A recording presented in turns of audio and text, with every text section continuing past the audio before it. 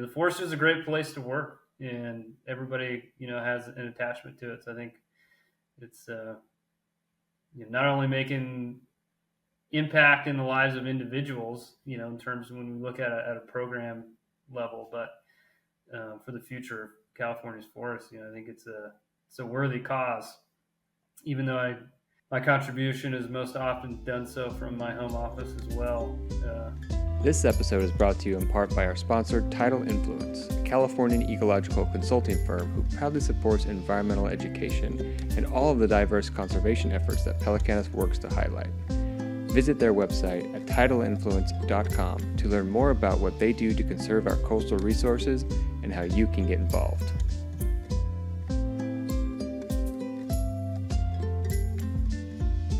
In this episode of Conservation Conversations, we continue our mini-series, Conservation on Fire. We talk with Justin Britton, a forester from the California Department of Forestry and Fire Protection, more commonly known as CalFire.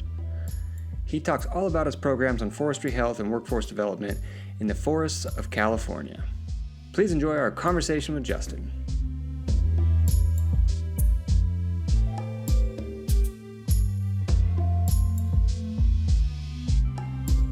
Justin, thanks for joining us. We're super happy to have you. Can you just introduce yourself?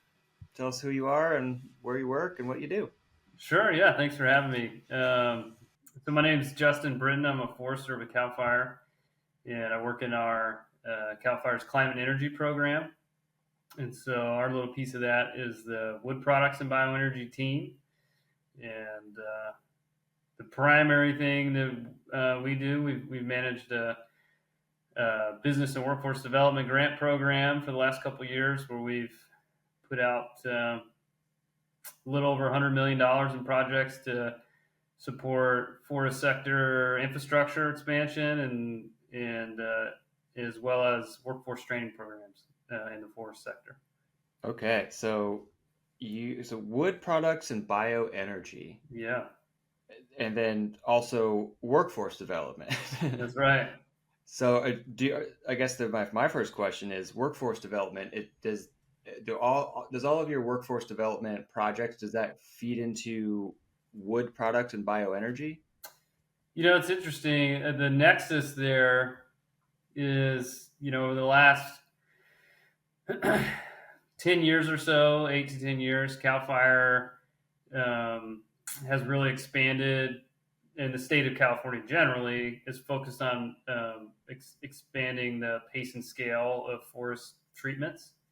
And so there's a lot of work getting done, wildfire prevention and forest health specific treatments, where these projects generate a lot of biomass and they require a large workforce to achieve those targets. And so pretty early on in this kind of expansion, dumping all this money into forest restoration work, it was identified like everybody was coming back to the state and saying, I could do more work if I had a place to take this material, or I could do more work if I had more contractors to pull from. And so while our program has a fancy name, generally speaking, we're kind of focused, and we came out of the challenges, the bottleneck, so to speak, to pace and scale. So you talked about the fancy names, and Yeah. like I said, I work for the government, so I understand how there's usually like 6 names to like what you do. But Sure. so there's climate energy program, wood products and bioenergy, and then workforce development. So I guess when it comes to wood products and bioenergy, what does that mean? Yeah, one of those fancy terms. Essentially, I mean, I think the more encompassing term would be supporting the forest sector, and so that's everything from folks getting work done on the ground, and so maybe they're generating a wood product, like they're chipping brush or chipping submergible trees, and so there's that whole infrastructure side. From start to finish, all the way to the finished product, which might be a board or electricity at your outlet that comes from a renewable source. So yeah, I think initially the namesake of the program, when it was the concept initially didn't include the workforce piece. Um, it was like, hey, we need a mechanism on the state side to support this forestry infrastructure expansion, and the workforce development kind of came along for the ride, so to speak, because CalFire had through our various grant programs had been uh, we had kept getting these workforce proposals that didn't really have a home in the suite of grants that CalFire offered.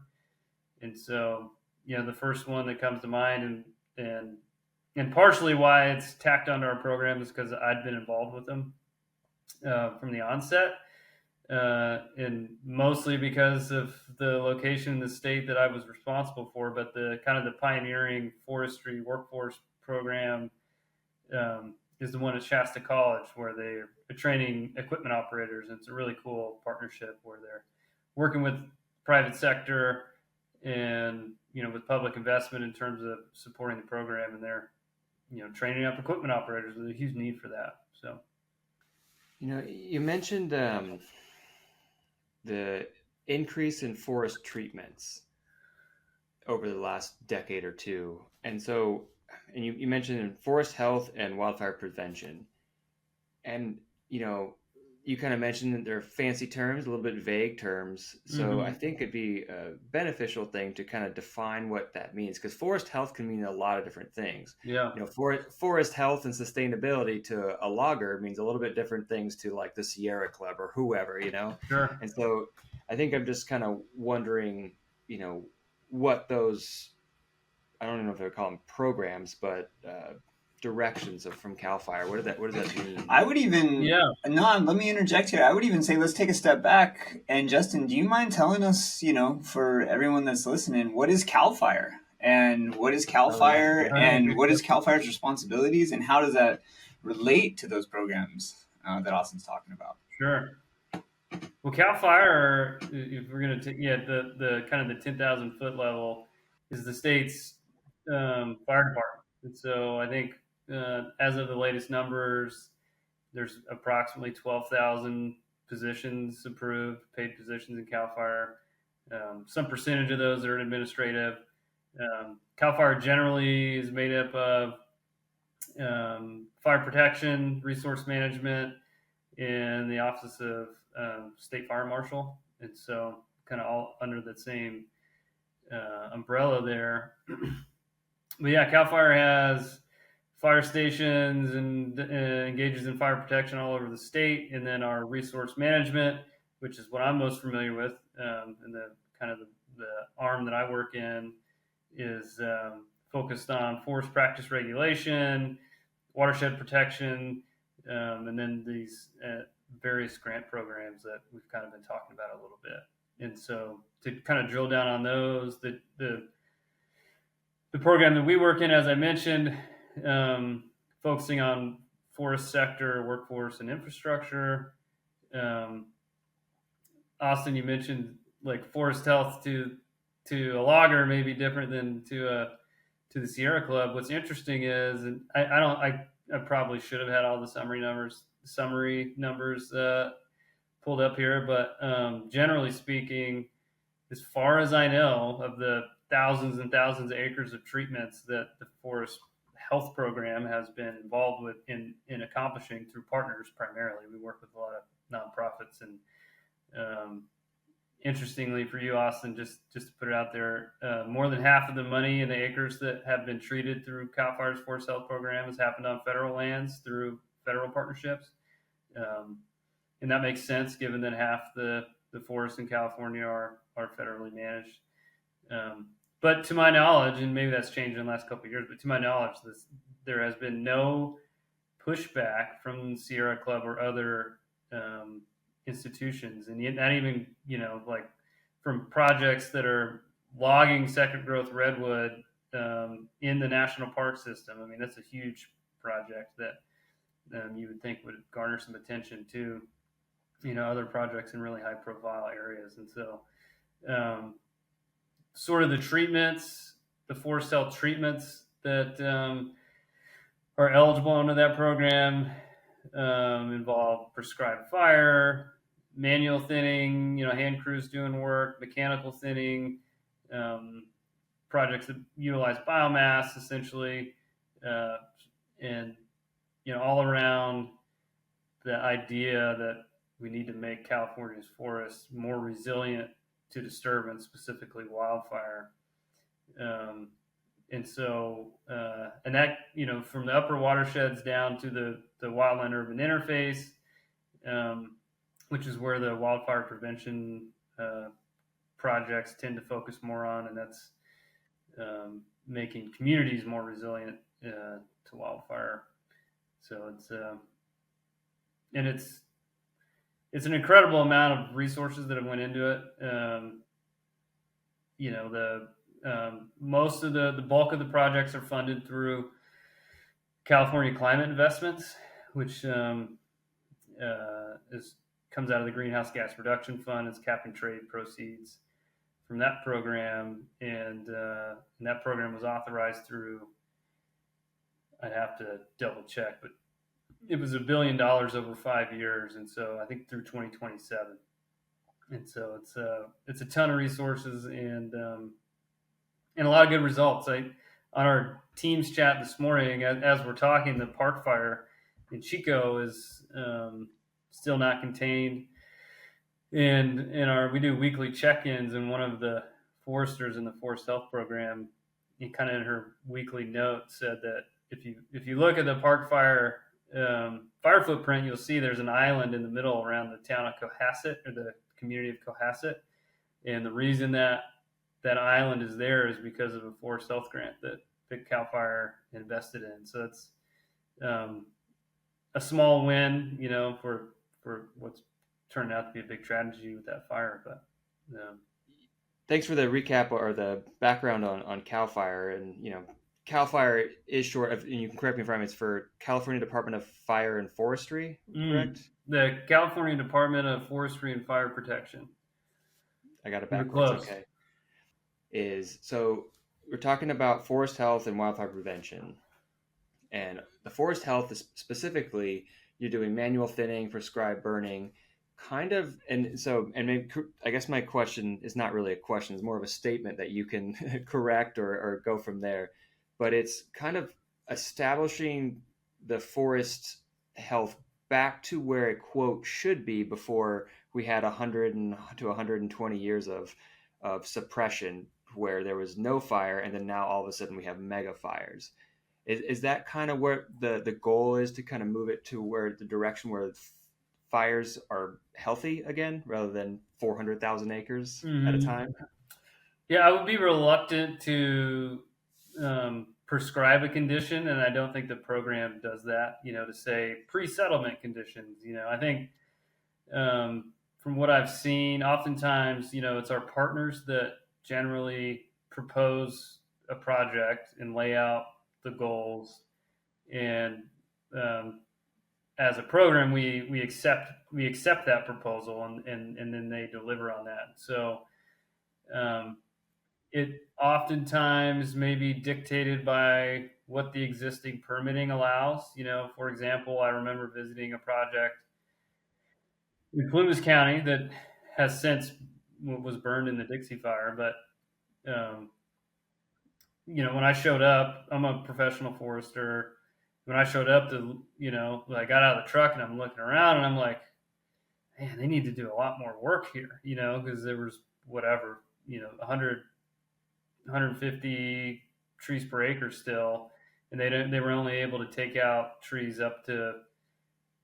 And so I'm saying that, I'm like, you guys could have, maybe done more. And they were like, well, you should have seen it before, and this is what the NEPA would allow. We can only take trees up to 8 inches in diameter, something like that, a pretty small lower limit. So I think rather than a prescribed condition, it's what the permitting mechanisms allow, and that varies.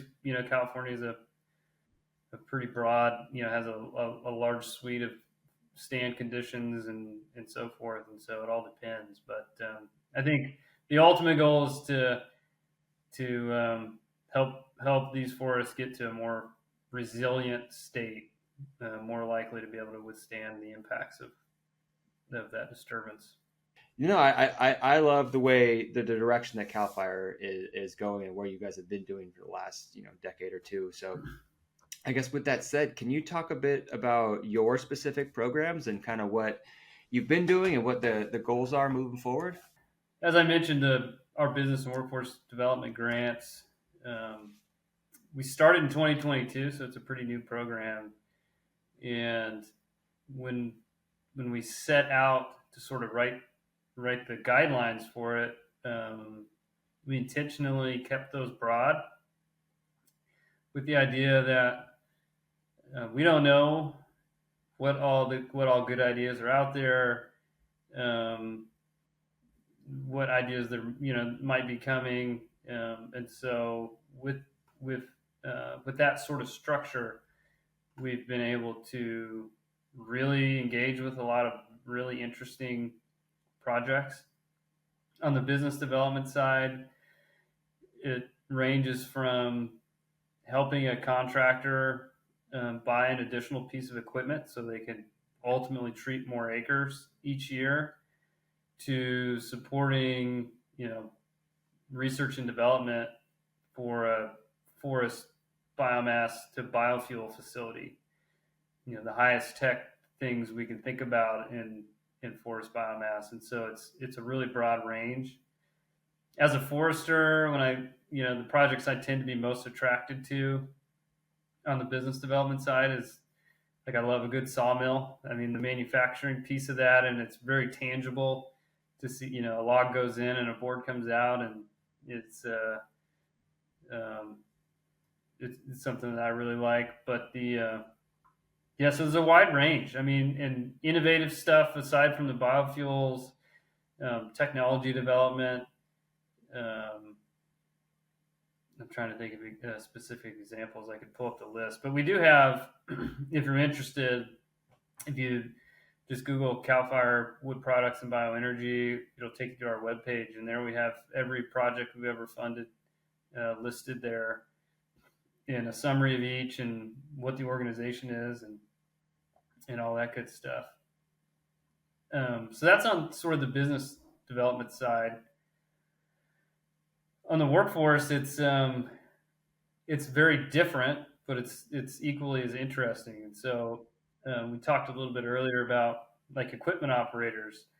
When you look at sort of the demographics of people working in the woods, they often tend to be older folks that are within a few years of retirement, and there's not a lot of recruitment going on.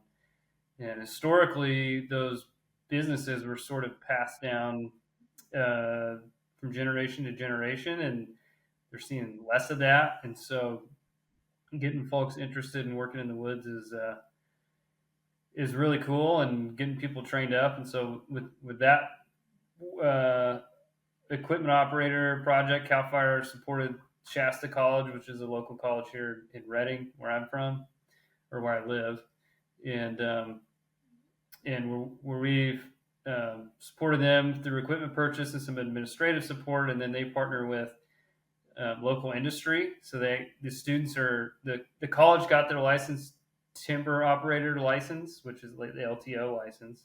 So the college has an LTO, and the students operate on a permitted timber harvest plan that Sierra Pacific Industries or Forestry has written. And so they're actually operating on a harvest plan and then delivering logs to a mill. So they kind of get the thing full circle. They're driving semis, and they've had a great sort of organic apprenticeship program startup that we're not involved with, but where folks are coming right out of that program and getting plugged in with local forestry contractors, and getting right to work. And it's the feedback from those industry folks is that the risk in taking on a student that comes out of that program is greatly reduced versus just picking somebody up off the street. And that, when you're operating a $200,000 or $300,000 piece of equipment, that can be an important decision, as a business owner. So that's cool. We're working with, we mentioned Sierra Nevada Alliance. That's the program that Taylor's involved with. And so that, Yeah, yeah, I was gonna real jump in actually. So Taylor either one, Justin or Taylor, do you kind of want to do like a quick like recap or like summary of what your program, and then next episode we'll go deep dive into it. Does that sound good? Sure. Taylor, you know better than me. Yeah. Yeah. So, with Sierra Nevada Alliance, I'm the forestry program director. And in our forestry program, by far the lion's share of our work is the Sierra Corps Forestry Fellowship Program. I always try to remember it because I always get it confused. And that is our primary funder is Justin with CalFire and his department. And what we do with that is we train early career forest health professionals to work on these forests. And again, same thing as you were mentioning earlier, Justin, it's very broad. So when we talk about forest health, that can mean a ton of different things. And what that means is that there's pros and cons. And the pro is that we're decentralized and we have so many different people throughout the Sierra Nevada, which is, I think, 500 acres by 100 acres, or sorry, 500 miles by 100 miles wide. So a very large area.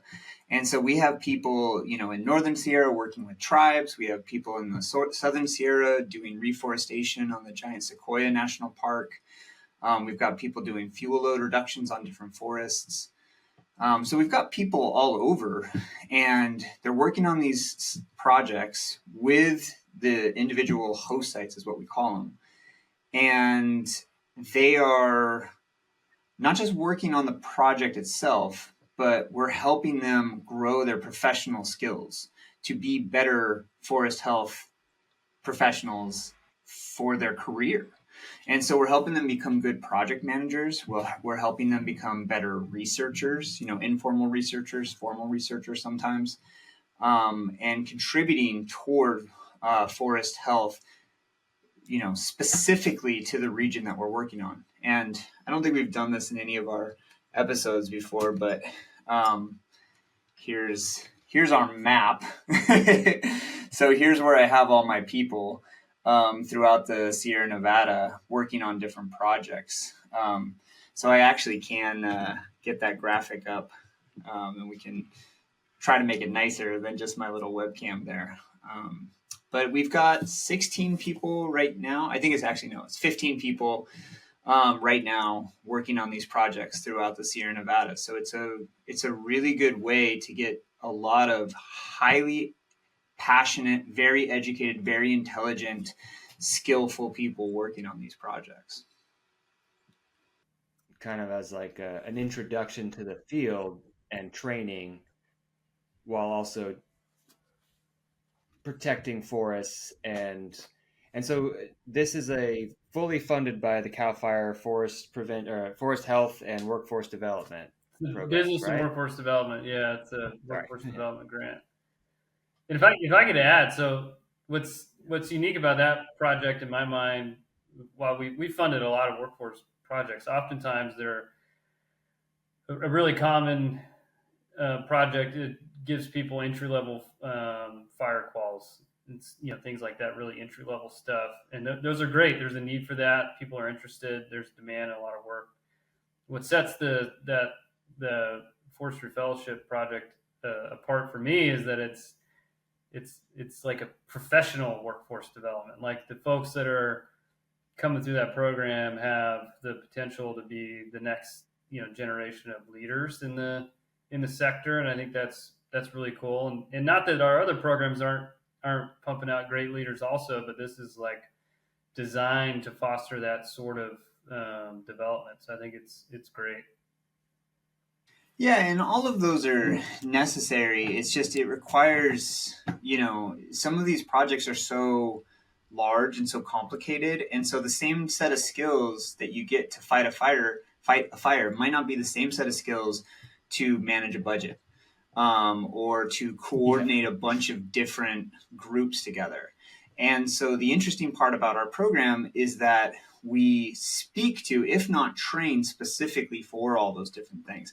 And the only reason why I put a little caveat on there is because some projects require more of the project management side than the actual firefighting side, and some require more of the community coordination side than, the project management side or something like that. So we try to be, because of CalFire's lead, because of Justin's lead, we try to be very adaptable and very flexible to what each region that we're responsible for needs.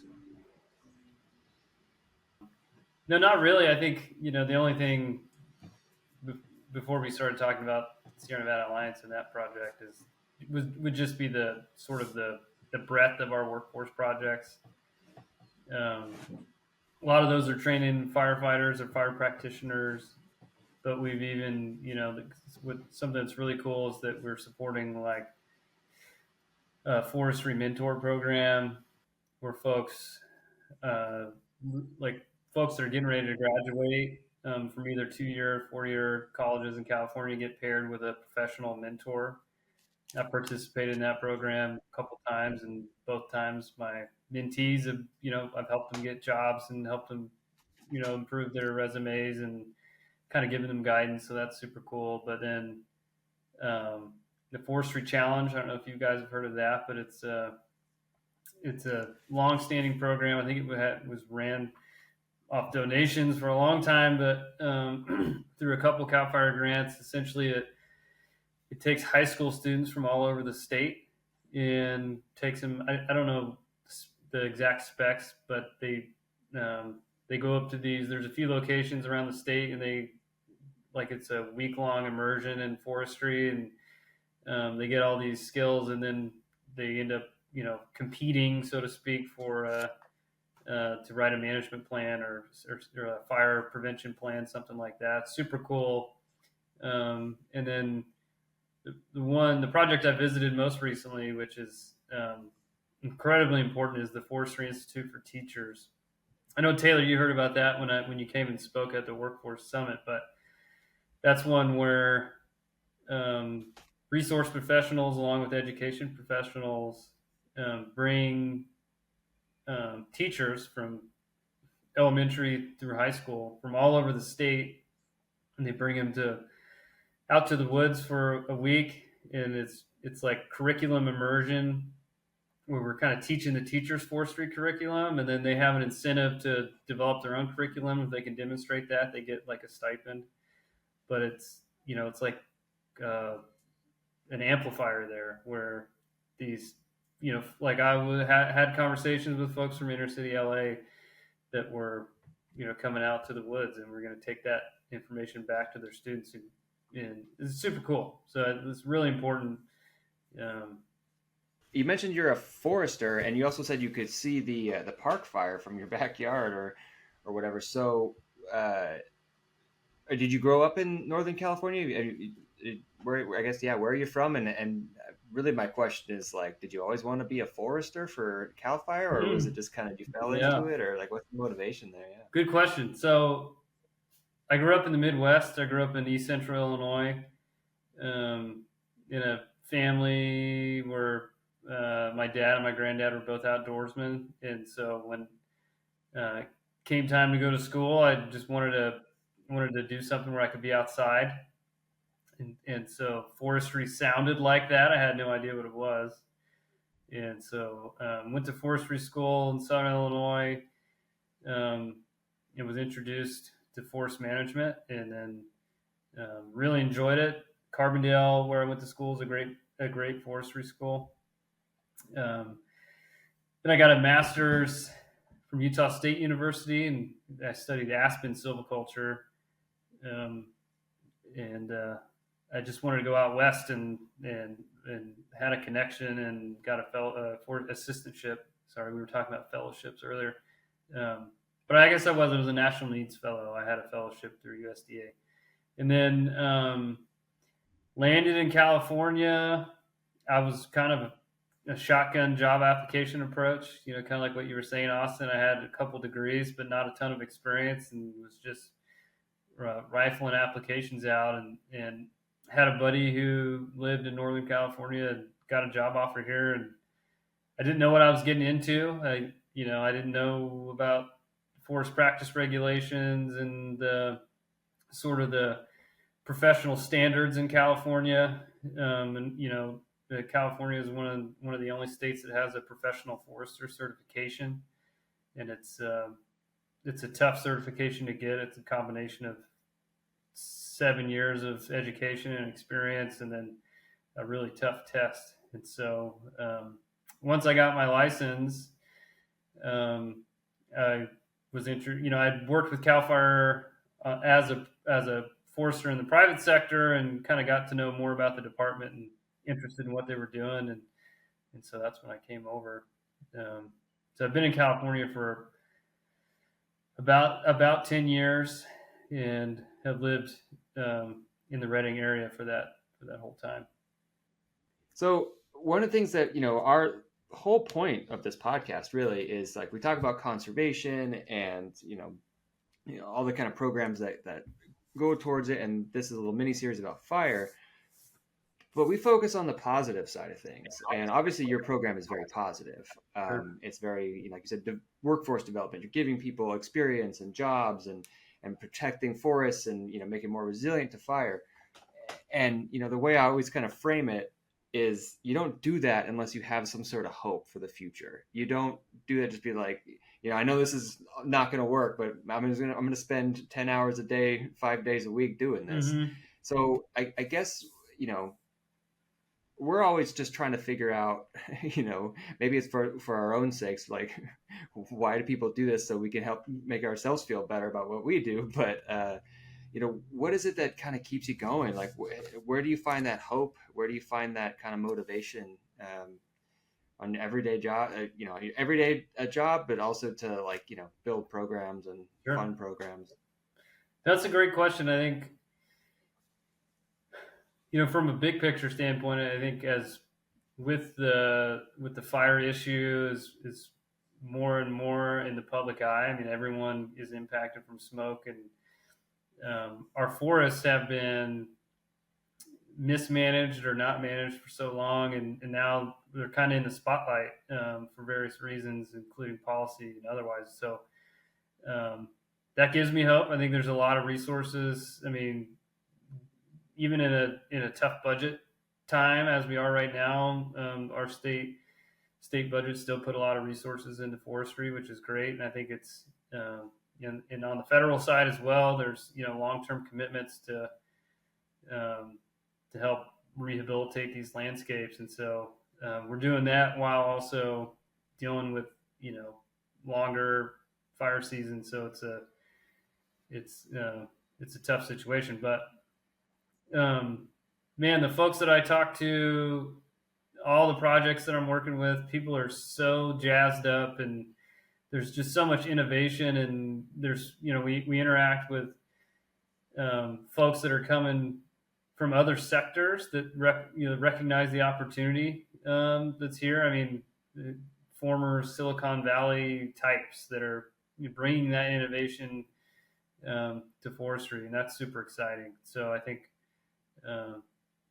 that's the fun things, and the exciting stuff, and the forest is a great place to work, and everybody has an attachment to it. So I think it's not only making impact in the lives of individuals, in terms of when we look at a program level, but for the future of California's forests, I think it's a worthy cause, even though my contribution is most often done so from my home office as well. Because I mean, as you know, I don't know, Taylor, if you've been on a fire, but there's a whole range. There's like from firefighters to people that are doing finances on an incident, and often the trajectory for foresters is one where you get enough field type line, experience that you then move up into sort of an administrative role, because that's what we're often are doing. And I'm going to hold off on that as long as I can. It was such a nice break to get out and sweat and be tired, and it's like if I'm gonna go on a fire, I'm not gonna do what I do all day every day. So I'm gonna Justin, thank you so much. It was such a great conversation is a little bit different than what we usually do, but I really appreciate having you on here, and I thought we had a great conversation and loved hearing about CalFire and all the programs you're working on. So come later this year and our fires down in Southern California get a little bit bigger, maybe I'll see you out there. That sounds great. Yeah, thanks a lot for having me. It was a pleasure, and I appreciate the opportunity.